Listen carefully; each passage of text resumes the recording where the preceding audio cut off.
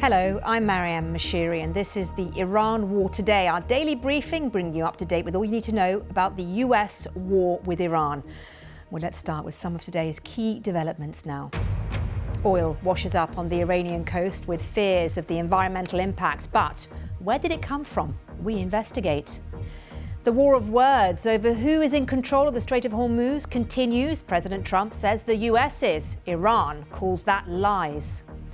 What led to President Trump swapping planes as he left the NATO summit last month, and who is left on board the decoy aircraft? We'll be live in Washington with the very latest.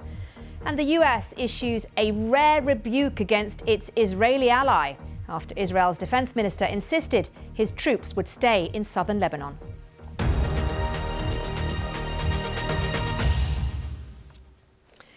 First, today, solving the mystery of a major oil spill off the coast of Iran. The Iranians are warning about the environmental consequences of the incident.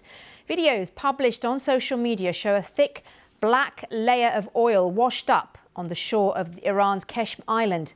It's the site of a protected Harar mangrove forest, a habitat for endangered turtles and a breeding ground for migrant water birds.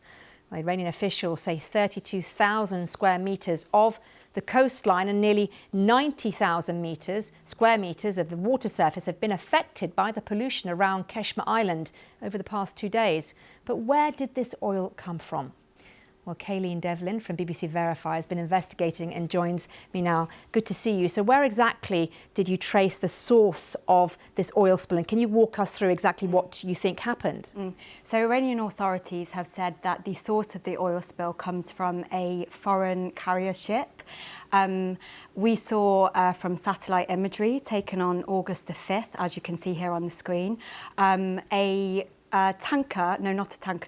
carrier called the Minoan Pioneer on fire, and next to it is an oil slick which measures about 10 kilometres in length. So that carrier was struck 2 days before on August the 3rd. If you fast forward to August the 7th, satellite imagery from that date shows that the oil slick has travelled northwest across the strait and it's roughly doubled in size.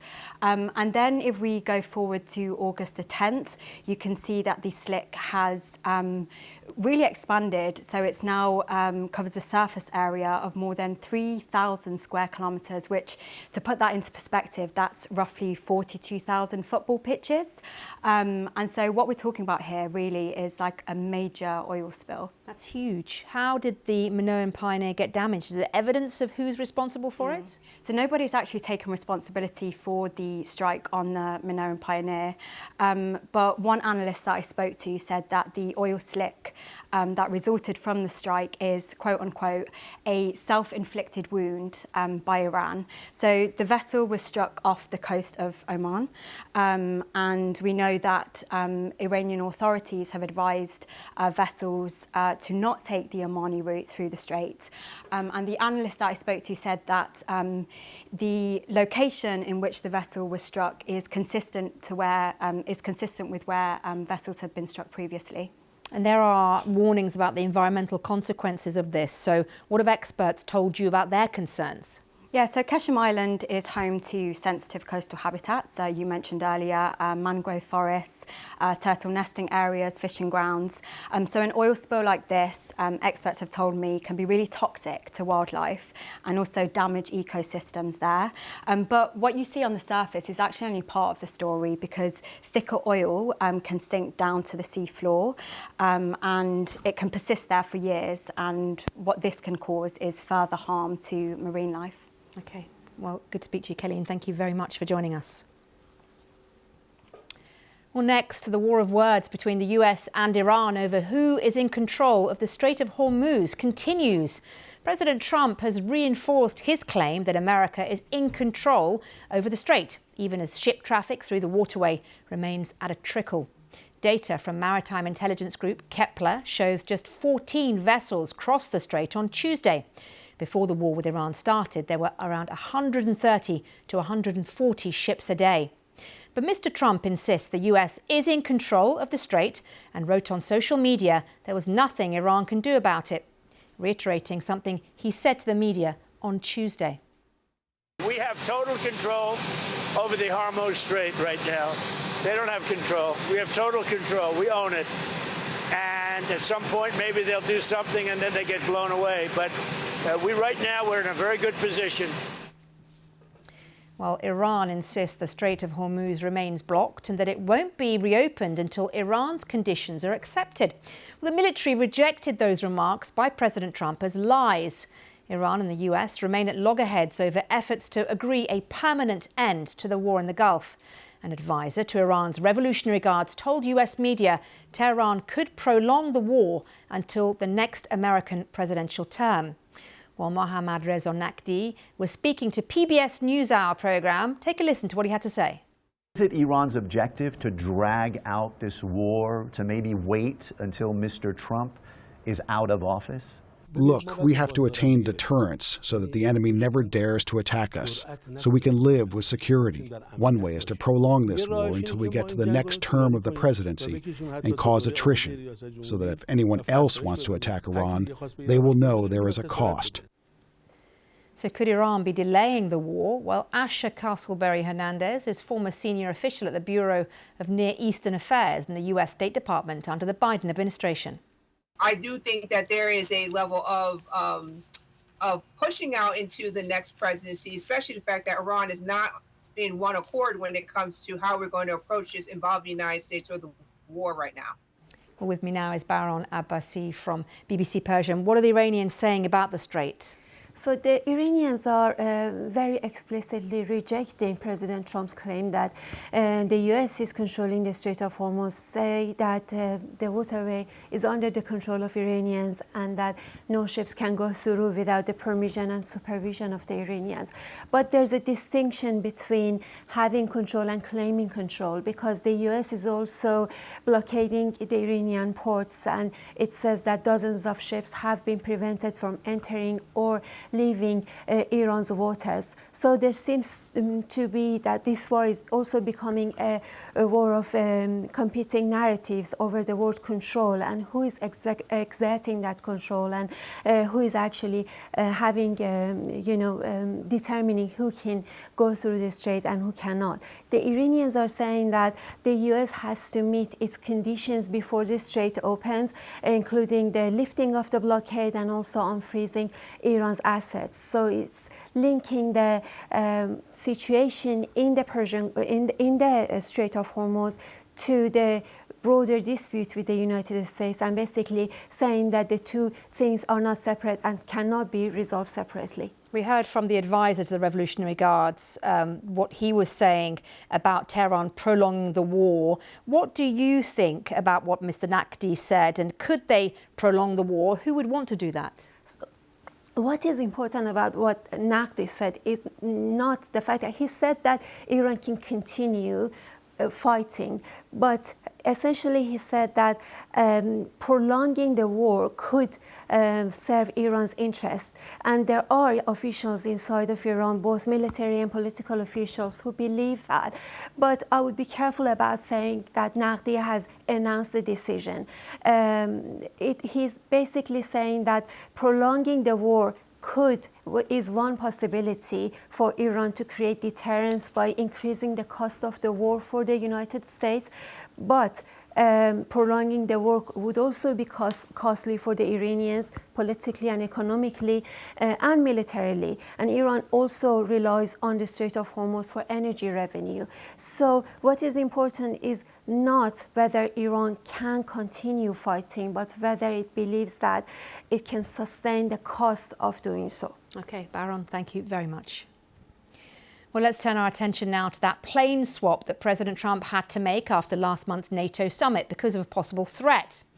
President Trump has confirmed that it happened, although not that he was smuggled out of Air Force One in a catering truck into a smaller military plane. Iranian state media has been mocking the president over the plane switch, saying he fears what it called Tehran's military power. Whilst the Iranian embassy in South Africa posted on X saying he will be hidden in a trash can before long.